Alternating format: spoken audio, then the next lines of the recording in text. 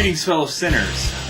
Today's message is going to be on a little bit more of a somber note. See, I just watched a video by DavidJohnWellman, and I'll link it right here.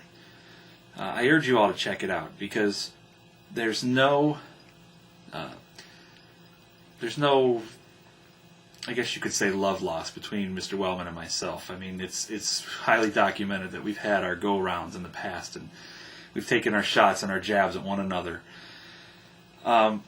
But if you watch this video, you'll see that David is struggling with anxiety and depression, clinical depression. Now, I can't for one say that I know what that's like. What I can tell you is that I do know what it's like to suffer from an affliction that you have no control over.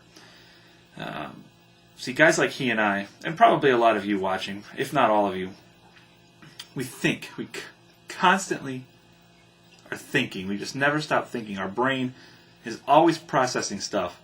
If you're one of these people that spends a lot of your time thinking, your mind is constantly in motion. You're constantly, working out problems. You're constantly thinking 3 questions ahead in a conversation with somebody, and you've planned your answers accordingly. It's really complicated to explain if it's not part of your life. But there are those of us out there that constantly think, that just constantly work on problems in our mind. And the problem with that is that when you have a chemical imbalance or a something inside your brain that doesn't function right, it's frustrating because you don't know how to make it stop. You can figure out the answer to almost any problem except the one that's going on in here. And I tell you this because for about 10 years of my life, I suffered from OCD.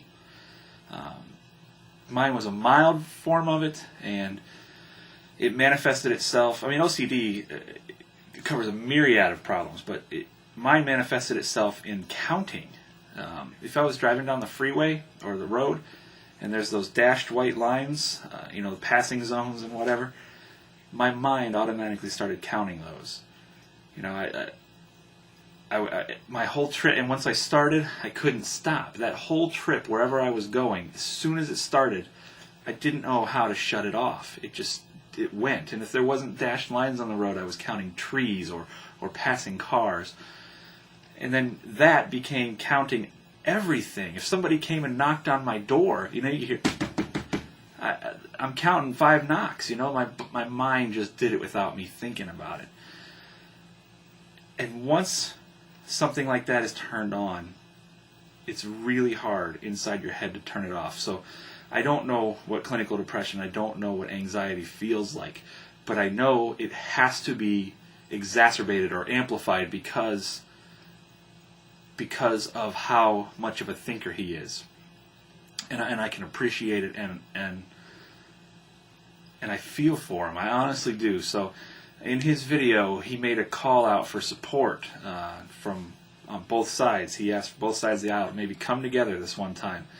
And David, let me tell you, I'm all for it. It's a great idea. I know you've recently got engaged. Congratulations. I've told you that in private messages, and I'll tell you in public that's awesome. It's a commitment that's very hard to walk away from. It's very hard to not take seriously. So I commend you for it. I know you'll put everything into it. And I also offer whatever support I can. If anybody out there suffers from OCD, I'd be glad to just talk. I'm not a medical expert, and I know what worked for me, but I can't promise it would work for you. All I can do is talk about it. So that being said, let me just say that, Dave, I thank you for making that video. I thank you. That was quite big of you to ask for people to come together on either side of the aisle, and I know that was probably hard for you. So I appreciate it. I'm with you on it, and the only thing that I have to offer you is my thoughts, my assistance to anybody else that's suffering and wants to talk, and obviously my prayers. I mean, I know that probably doesn't mean much to you, but that means a lot to a lot of us. So they're all with you. I hope you come through, because I have a feeling in my heart that God will find you one day. And I know He likes to find a lot of people at their worst, but I don't think that would work for you. I want Him to find you when you're at your best. So here's to a speedy recovery, getting back to yourself, and getting back to the old Dukem that we used to have. So take care, buddy.